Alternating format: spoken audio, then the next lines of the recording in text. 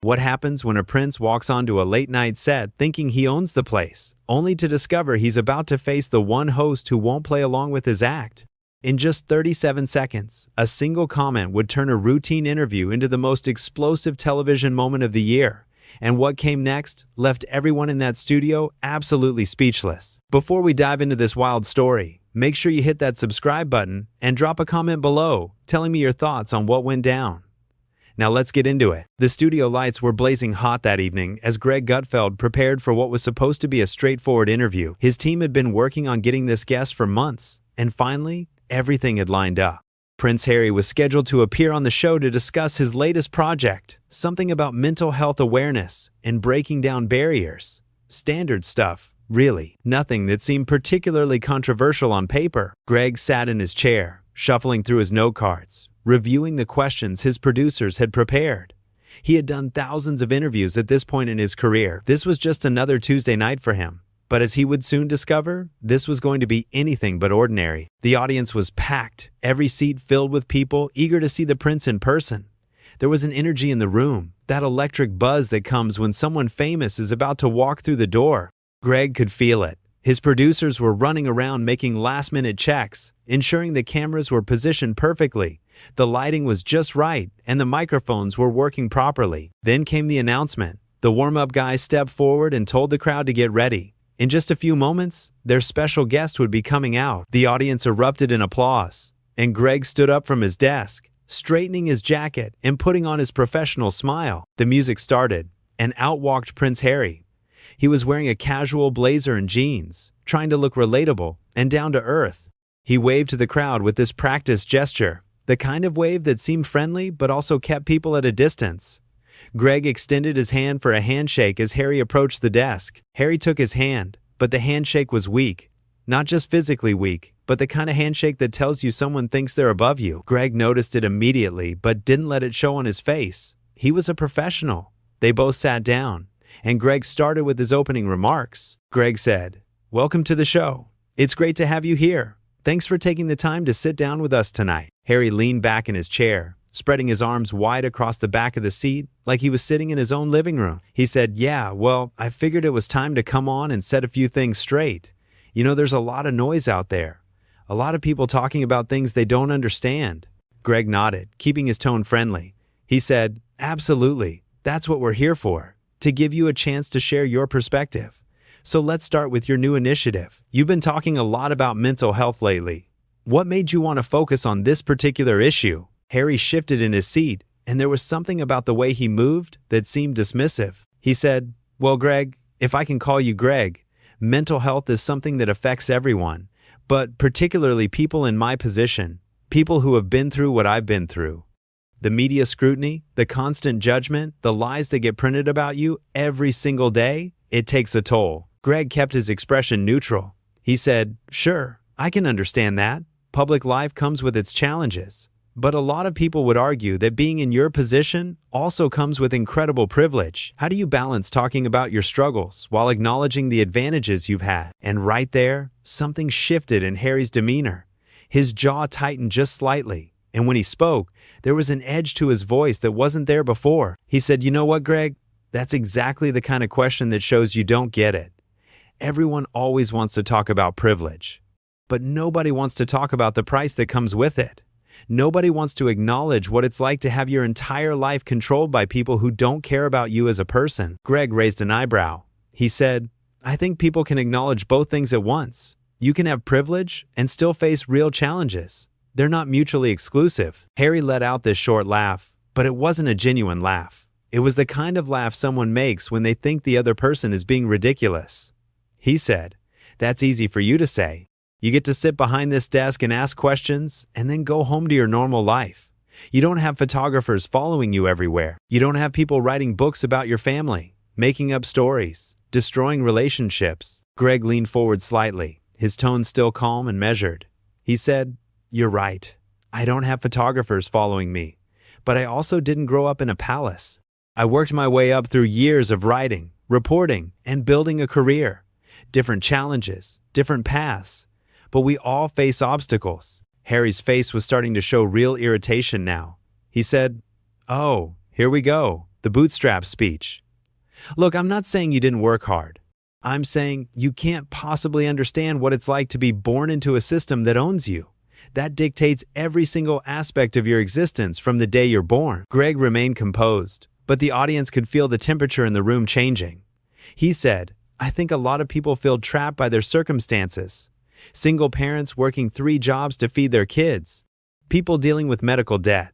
Veterans struggling with PTSD. Everyone has their own version of feeling trapped. Harry shook his head, and now he was visibly frustrated. He said, that's not the same thing. You're comparing apples to oranges. Those people can change their circumstances. They can move. They can find new jobs. They can make different choices. I was born into this. There was no choice. Greg's expression remained steady, but there was a firmness in his voice now. He said, with respect, you did make choices. You chose to step back from royal duties. You chose to move to California. You chose to do multiple interviews and write a book sharing your story. Those were all choices you made. The audience was dead silent now, watching this exchange unfold. Harry's face was getting red, and he pointed his finger toward Greg. He said, those weren't choices. Those were survival. When you're being destroyed by an institution, by a media that wants to tear you apart, you don't have the luxury of choice. You do what you have to do to protect yourself and your family, Greg said. And I respect that. But you have to understand that when you make those decisions and then go on multiple platforms to share your side, people are going to have questions. They're going to push back. That's part of putting yourself out there. Harry's voice was rising now. He said, pushback is one thing, but what I've dealt with goes way beyond pushback. It's harassment. It's abuse. And the fact that you're sitting here trying to compare my situation to someone working 3 jobs shows exactly why I have to keep speaking out. Because people like you minimize what we go through. The audience shifted uncomfortably. This was not the light, friendly interview they had expected. Greg took a breath, maintaining his composure. He said, I'm not minimizing anything. I'm trying to have an honest conversation. And part of that honesty is acknowledging that many people watching right now are dealing with serious struggles of their own. They might find it hard to relate to someone who has had access to resources, wealth, and opportunities that they'll never have. Harry stood up slightly from his chair, then sat back down, clearly agitated. He said, you know what your problem is, Greg? Your problem is that you're so caught up in this narrative that privilege equals happiness. That money solves everything. I'm telling you right now, it doesn't. Some of the most miserable people I know are the wealthiest. Some of the most trapped people I know have everything handed to them. Greg said, I don't disagree with that. Money doesn't buy happiness, but it does buy security. It buys healthcare. It buys education. It buys options. And I think that matters. Harry was shaking his head vigorously now. He said, you're not listening to me. You're hearing words, but you're not actually listening. This is exactly what happens every time someone tries to share their truth, and people want to tear it down because it doesn't fit their narrative. Greg's tone remained even, but there was a slight edge creeping in. He said, I am listening, and I'm also asking questions, which is literally my job. If you only want to talk to people who agree with everything you say, then maybe a talk show isn't the right format. The tension in the studio was thick enough to cut. Harry stared at Greg for a long moment, and you could see the anger building behind his eyes. He said, maybe you're right. Maybe this was a mistake.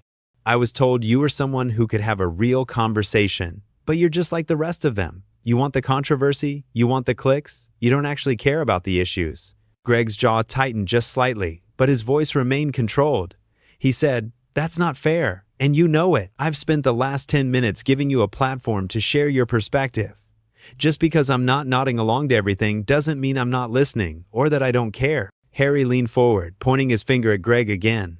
He said, you've spent the last 10 minutes trying to trap me, trying to make me look bad. Every question has been designed to make me seem entitled or out of touch. Greg said, asking about how you balance privilege and struggle is not trying to trap you. It's a question millions of people wonder about. If you can't handle that question, then maybe you need to reconsider how you're presenting your message. And that's when Harry really lost it. Harry slammed his hand down on the armrest of his chair, the sound echoing through the studio. He said, you know what, Greg? I'm done playing this game. I came here thinking we could have a mature conversation, but clearly that's not what you want. You want to sit there on your high horse and lecture me about privilege while you make millions doing this show. The audience gasped. This was crossing a line. Greg's expression hardened, but he kept his voice level. He said, My salary has nothing to do with this conversation, and I'm not on a high horse. I'm asking you direct questions. If that feels like a lecture to you, maybe you should ask yourself why." Harry's face was flushed red now, his hands gesturing wildly. He said, "Don't try to turn this around on me. You know exactly what you're doing. This is what you people do. You invite someone on, you act all friendly, and then you go for the jugular. Well, guess what? I see right through it," Greg said. "You people? Who exactly are you referring to?" Harry waved his hand dismissively. He said, "The media, talk show hosts, all of you. You're all the same. You pretend to care about the truth, but really, you just want to create drama. You want to make people fight so you can get your ratings." Greg's eyes narrowed slightly. He said, "I'm going to stop you right there. I've been nothing but respectful to you since you sat down. I've given you space to talk, I've asked fair questions, and I've listened to your answers. If you're uncomfortable because someone is actually challenging your perspective instead of just letting you talk, that's on you, not me." Harry stood up from his chair now, and the audience went completely silent. Nobody moved. The cameras kept rolling, capturing every second. He said, "Challenging my perspective? Is that what you call this? You've been condescending from the moment I walked out here, acting like you know better than me, acting like you understand my life." Greg remained seated, looking up at Harry calmly. He said, "I never claimed to understand your life, but you came on this show to talk about it. And when you talk about things publicly, people get to respond. That's how conversation works." Harry started pacing behind the chair now, running his hand through his hair. He said, "This isn't a conversation. This is an interrogation. You're treating me like I'm some kind of criminal who needs to justify my existence. I don't have to justify anything to you or anyone else." Greg said, "You're right, you don't. But you chose to come here. You chose to sit in that chair. Nobody forced you to do this interview. So if you're feeling attacked right now, maybe you should consider whether you're actually ready to have these discussions." Harry whipped around to face Greg, his voice rising even louder. He said, "Ready? I've been having these discussions my entire life. I've been defending myself, defending my family, defending my choices since I was old enough to talk. Don't tell me I'm not ready." Greg's tone became firmer. He said, "Then act like it. Stop playing the victim every time someone asks you a tough question. You want to be taken seriously? Then engage seriously instead of throwing a tantrum." The word tantrum hung in the air like a bomb. Harry's mouth fell open slightly, and for a moment, he seemed too shocked to speak. The audience held their collective breath. Nobody could believe what they were witnessing. Harry finally found his voice, and it was shaking with rage. He said, "Did you just say I'm throwing a tantrum? Are you seriously going to sit there and talk to me like I'm a child?" Greg said, "I'm talking to you like you're an adult who's acting like a child. There's a difference. You came here with an agenda, and the second it didn't go exactly how you wanted, you started attacking me personally. That's not how adults handle disagreement." Harry pointed at Greg, his finger trembling. He said, "You have no idea what you're talking about. You sit here in your safe little studio with your safe little questions and your safe little audience, and you think you can judge me? You think you can tell me how to handle disagreement? I've faced more adversity in 1 year than you'll face in your entire lifetime." Greg leaned back in his chair, his arms crossed. He said, "That may be true, but adversity doesn't give you a free pass to be disrespectful. It doesn't mean you get to walk into any room and demand that everyone treat you like you're special. You want respect? Earn it like everyone else." Harry's voice dropped to a dangerous quiet. He said, "Earn it? I'm a prince. I was born into one of the most recognized families in the world. I don't need to earn respect from someone like you." The audience audibly reacted to that. There were scattered gasps and murmurs throughout the studio. Greg's expression didn't change, but you could see something shift in his eyes. He said, "Someone like me. Interesting choice of words.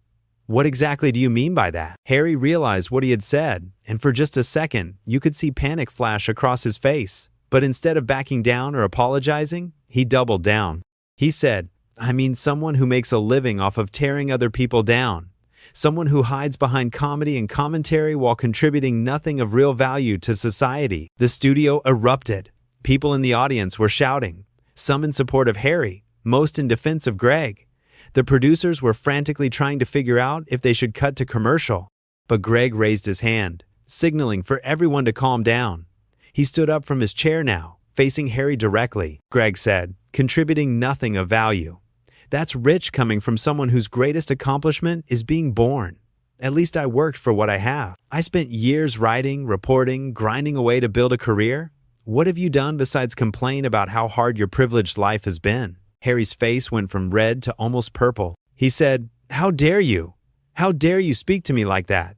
Do you know who I am?" Greg said, "Yeah, I know exactly who you are. You're someone who had every advantage in life and still managed to make yourself the victim. You're someone who left your family, left your country, and now spends all your time talking about how wronged you've been. And when someone finally calls you out on it, you can't handle it." Harry took a step toward Greg's desk. He said, "You want to call me out? Fine. Let's talk about you. Let's talk about how you make your money by mocking people, by turning serious issues into punchlines. At least I'm trying to make a difference. What are you doing besides filling airtime?" Greg didn't back down an inch. He said, "I'm giving people honest commentary in a world full of people like you who think they're above criticism. I'm creating a space where we can actually talk about things without walking on eggshells because someone's feelings might get hurt. That's what I'm doing." Harry laughed bitterly. He said, "Honest commentary? You're a comedian. You're a clown who tells jokes for a living. Don't act like you're some kind of journalist or truth teller. You're entertainment. Nothing more." Greg's voice was ice cold now. He said, "And what are you? You're not a prince anymore, not really. You gave that up. You're not a working royal. You're not a dignitary. You're a celebrity who trades on your family name while simultaneously trashing that same family. At least I'm honest about what I do." Harry's hands were balled into fists at his sides. He said, "You don't know anything about my family. You don't know what I've been through. You don't know the decisions I've had to make." Greg said, "You're right. I don't. But neither does anyone else, because you keep changing your story. One day you're the victim of the institution. The next day you're the brave rebel who escaped. You want everyone to feel sorry for you while you live in a mansion in California. Which is it? Are you oppressed? Or are you privileged? Because it seems like you want to be both." Harry was breathing heavily now, his chest rising and falling rapidly. He said, "This is exactly why I left. This is exactly the kind of toxic environment I was trying to escape.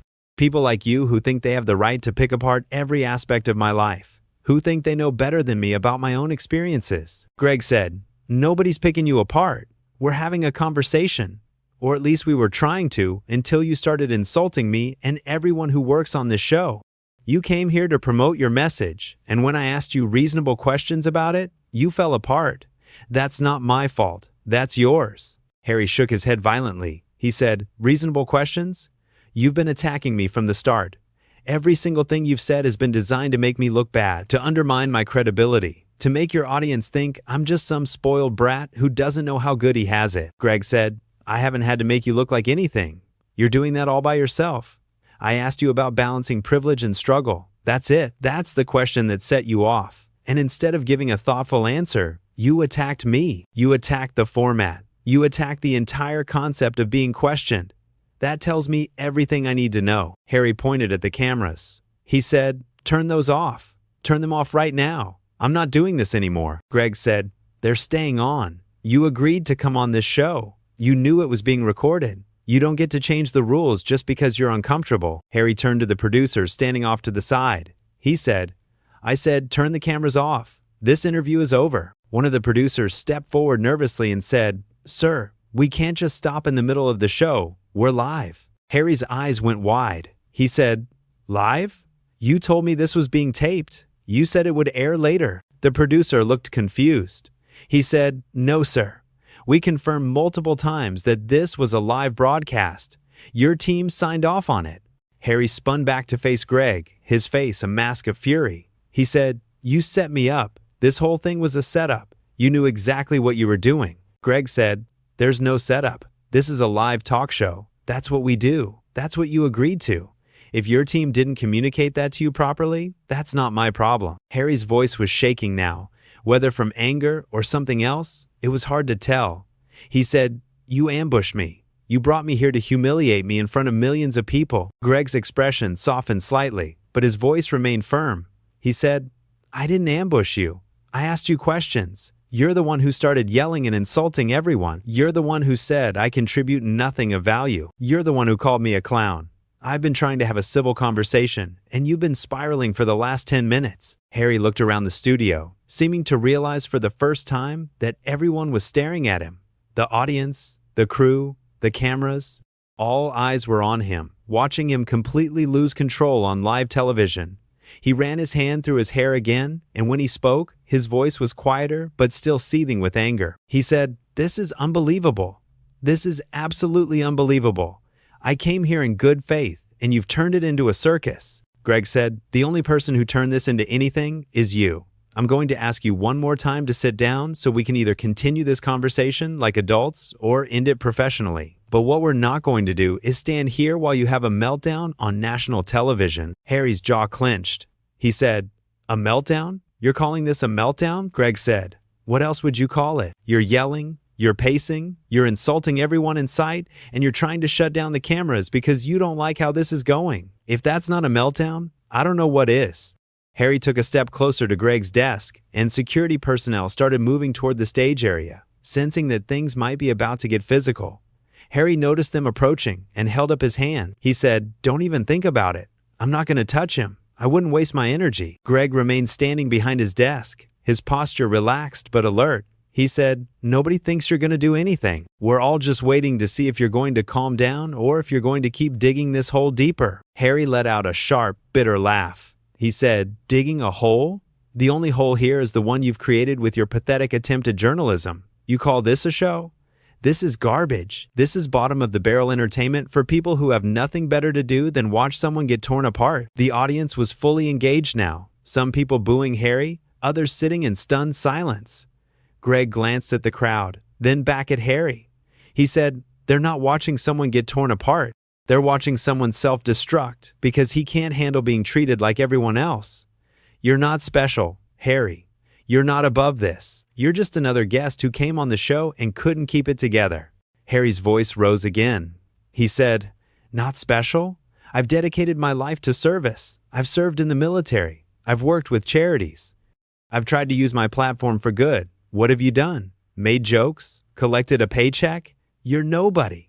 You're absolutely nobody." Greg's expression hardened. He said, "I'm nobody? At least I'm a nobody who knows how to conduct himself in public. At least I'm a nobody who doesn't throw tantrums when someone disagrees with me. And at least I'm a nobody who built something from nothing instead of coasting on a family name." Harry pointed at Greg with both hands now, his whole body shaking with rage. He said, "You have no right to talk about my family. No right at all. You don't know what it's like to carry that name. You don't know the weight of it, the expectations, the constant judgment." Greg said, "You're right. I don't know what that's like. But I do know what it's like to work for everything I have. And I know what it's like to face criticism without falling apart. Maybe that's something you should learn." Harry's voice dropped to a low, dangerous tone. He said, "I don't need to learn anything from you. You're a talk show host. You're entertainment. You're background noise. In 5 years, nobody's going to remember your name. But they'll still remember mine." Greg smiled slightly, but it wasn't a friendly smile. He said, "You might be right about that. They'll remember you as the guy who came on my show and had a complete breakdown because someone asked him about privilege. That's going to be your legacy from tonight." Harry's hands were trembling now. He said, "My legacy is going to be a lot more than this train wreck of an interview. I've accomplished more than you ever will. I've met world leaders. I've influenced policy. I've made actual change in the world," Greg said. "And yet here you are, screaming at a talk show host on cable television because your feelings got hurt, really living up to that legacy." Harry turned to walk away from the desk, then spun back around. He said, "You know what your problem is, Greg? You're jealous. You're jealous that I was born into something bigger than you'll ever be a part of. You're jealous that people know my name worldwide. You're jealous that I matter and you don't." The audience erupted in boos and shouts. Greg held up his hand to quiet them down. He said, "Jealous? Of what? Of someone who ran away from his responsibilities? Of someone who makes millions complaining about how hard his life is? Of someone who's standing on my stage right now completely unraveling? Yeah, you really got me figured out." Harry's face contorted with anger. He said, "I didn't run away from anything. I made a choice to protect my family, to protect my wife, to protect my children. Something you clearly know nothing about." Greg said, "Protecting your family by dragging them through the media circus? By doing interview after interview? By writing books? That's protection? Seems like exploitation to me." Harry slammed his hand on the desk again, this time hard enough that Greg's coffee mug rattled. He said, "How dare you? How dare you question how I protect my family? You have no idea what we've been through. The threats, the harassment, the lies. Greg's voice remained steady. He said, I'm sure it's been difficult, but you're not the only person who's ever dealt with media attention. You're not the only person who's ever been lied about. The difference is, most people don't have a massive platform to defend themselves. Most people don't get million-dollar book deals. Most people just have to deal with it and move on. Harry shook his head, his voice breaking slightly. He said, You just don't get it. You refuse to get it. This isn't about money or platforms. This is about survival. This is about protecting the people I love from a system that wanted to destroy us. Greg said, Then why are you here? If you're so focused on protection and survival, why are you on talk shows? Why are you in the public eye? You can't have it both ways. You can't demand privacy while simultaneously seeking attention. Harry's eyes were blazing. He said, I'm here to tell my truth, to set the record straight, to make sure people understand what really happened. Greg said, Your truth. That's interesting. Not the truth. Your truth. Because apparently, there are multiple truths depending on who's telling the story. That's convenient. Harry stepped even closer to the desk. He said, There's only one truth. Mine. I lived it. I experienced it. Nobody else gets to tell me what my truth is. Greg said, But other people were there too. Your family was there. The staff was there. Other people experienced the same events from different perspectives. Don't their truths matter? Or is it only yours that counts? Harry's voice was shaking with emotion now. He said, Their truths are tainted by loyalty to an institution that protects itself above all else. They're not free to speak honestly.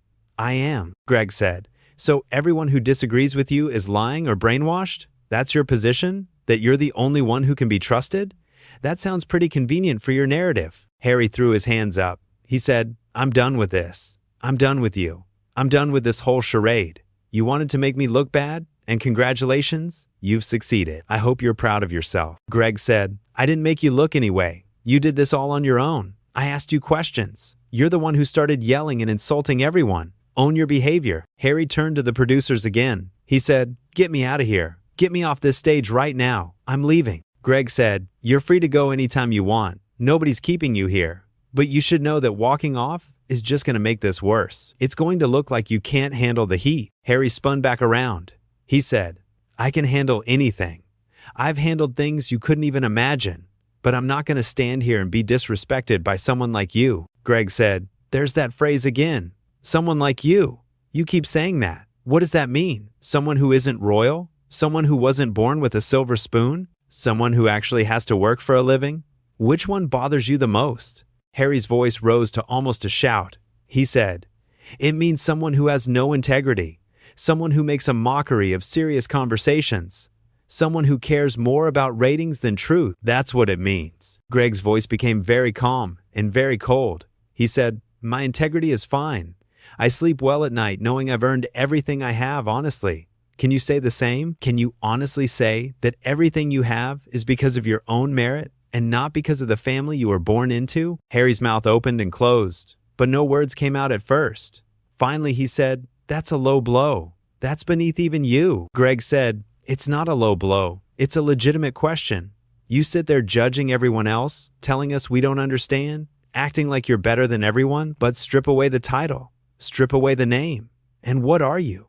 What have you actually accomplished on your own? Harry's face went pale. He said, I serve my country. I've worked with veterans. I've raised money for causes I believe in. That's what I've done. Greg said, And those are good things. Genuinely good things. But they don't give you the right to act like this. They don't give you the right to come into someone's house and insult them. You want respect? Show some respect. Harry was breathing heavily, his whole body tense. He said, I've shown nothing but respect. I came here willing to talk, willing to share my story, and you've attacked me from the beginning. Greg said, We're going in circles now. I've asked you fair questions. You've responded with insults and accusations. The cameras don't lie. Everyone watching can see exactly what happened here. They can make up their own minds about who's being reasonable and who's not. Harry looked directly into the nearest camera. He said, To everyone watching, this is what I have to deal with. This is the kind of treatment I get when I try to speak my truth. This is why change is so hard, because people like Greg would rather tear you down than listen. Greg said, I've listened to every word you've said. I just haven't agreed with all of it. That's not the same as not listening. Harry turned back to Greg. He said, Agreeing and understanding are different things. You clearly don't understand anything about my situation, Greg said. Then help me understand without insulting me. Explain your position without attacking everyone who questions it. Can you do that? There was a long pause. Harry stood there, his chest heaving, his fists still clenched at his sides. The studio was absolutely silent except for the hum of the equipment. Everyone was waiting to see what would happen next. Finally, Harry said, "No, I can't do that. Not here. Not with you. This was a mistake. Coming here was a mistake. I should have known better." Greg said, "Maybe you should have, but you're here now. So either sit down and let's finish this properly, or walk off. But make a decision because we can't stand here all night." Harry looked around the studio one more time. His eyes swept over the audience, the crew, the cameras, and finally landed back on Greg. When he spoke, his voice was quiet but filled with contempt. He said, "You're not worth my time. None of this is worth my time. I'm leaving." Greg said, "That's your choice." Harry started to walk toward the exit, then stopped and turned back one final time. He said, "You think you've won something here tonight? You think you've exposed me or made me look bad? But all you've done is show everyone exactly what kind of person you are. Someone who tears others down to make yourself feel bigger." Greg remained behind his desk, his expression unchanged. He said, "I think I've given you every opportunity to have a real conversation, and you chose to make it personal. That's on you, not me." Harry's final words before he walked off the stage were barely audible, but the microphones picked them up clearly. He said, "Enjoy your moment. It won't last." And with that, he was gone. He walked off the stage, past the stunned crew members, past the security guards, and disappeared through the exit. The studio erupted in a mix of applause, shouts, and confused chatter. Greg stood there for a moment, processing what had just happened. Then he turned to the camera with a slight smile and said, "Well, that was something. I genuinely came into this, hoping for a productive conversation. I think we all saw what happened instead. When someone can't handle being questioned, when they resort to personal attacks and insults, it tells you everything you need to know about their argument, or lack thereof." He paused, letting that sink in. Then he continued, "We invited him here in good faith. We prepared thoughtful questions. We gave him every chance to make his case. And instead of engaging, he chose to attack. Instead of explaining his position, he chose to insult everyone in this building. That's not how adults communicate. That's not how you build understanding or create change." Greg sat back down at his desk, straightening his papers. He said, "Look, I understand that he's been through a lot. I understand that public life comes with pressures most of us can't imagine. But at some point, you have to take responsibility for your own actions. You have to be able to handle disagreement without falling apart. And what we witnessed tonight was someone who clearly can't do that." The audience applauded, and Greg nodded in acknowledgement. He said, "We're going to take a quick break. When we come back, we'll have our panel here to discuss what just happened. Because honestly, I'm still processing it myself. We'll be right back." As the show cut to commercial, the crew rushed over to Greg to make sure he was okay. He waved them off with a reassuring smile and said he was fine. But everyone in that studio knew they had just witnessed something extraordinary, something that would be talked about for a long time to come. The confrontation had lasted less than 20 minutes from start to finish. But in that short time, it had become clear who could handle pressure and who couldn't, who could engage in difficult conversations and who would rather throw insults, who had the strength to remain calm, and who would let their emotions control them. Greg had maintained his composure throughout the entire ordeal. He had asked fair questions, responded to attacks with measured calm, and never once lost his cool. Meanwhile, Harry had spiraled completely out of control, unable to handle even basic pushback on his narrative. The audience had seen it all. The cameras had captured every moment. And now, millions of people watching at home had witnessed the complete unraveling of someone who claimed to be strong but proved to be anything but.